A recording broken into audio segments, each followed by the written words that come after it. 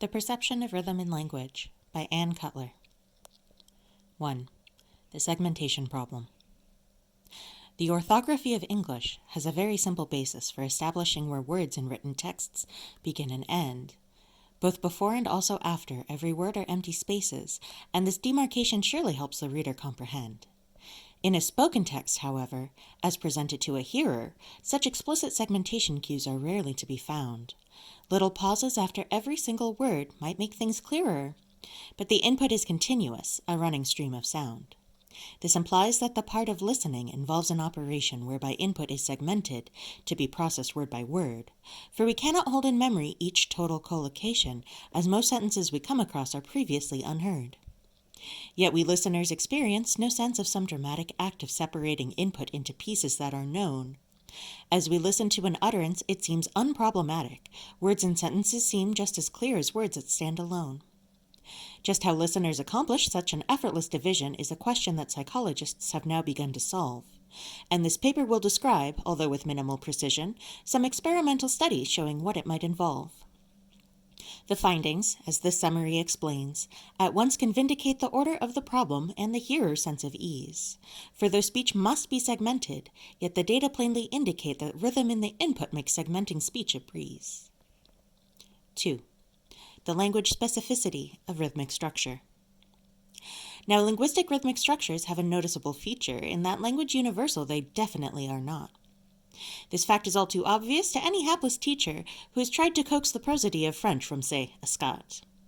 Thus, while English rhythmic structure features alternating stresses in which syllables contrast by being either strong or weak, this particular endowment is not one which French possesses, having rather one where syllables are equal, so to speak.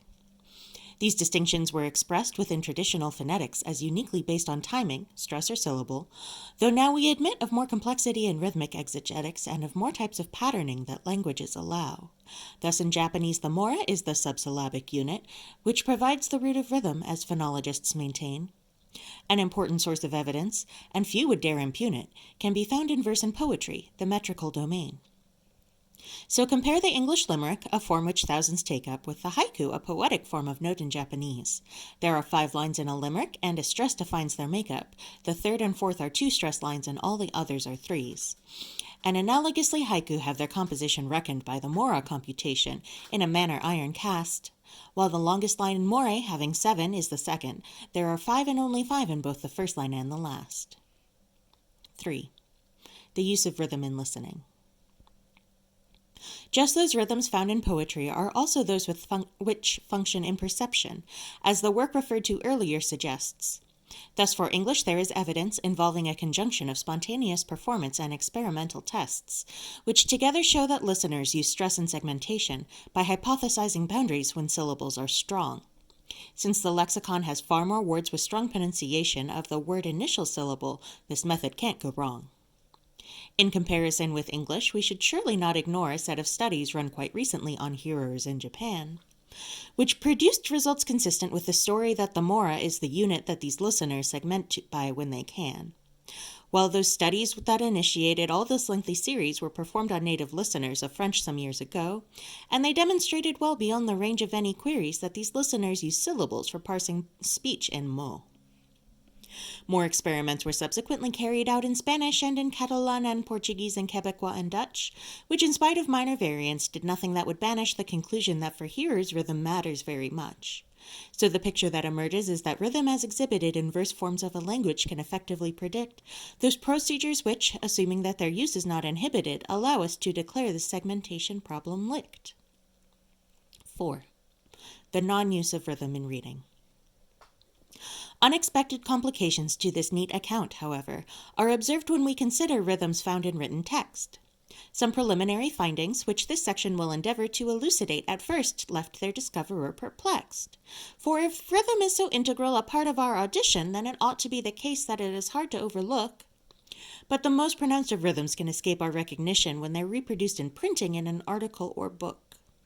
Late in 1989, the present author wrote a letter in which verse, or rather doggerel, pretended to be prose, to at least 100 friends, from whom responses showed the better part had not perceived the rhymes at all wherever they arose.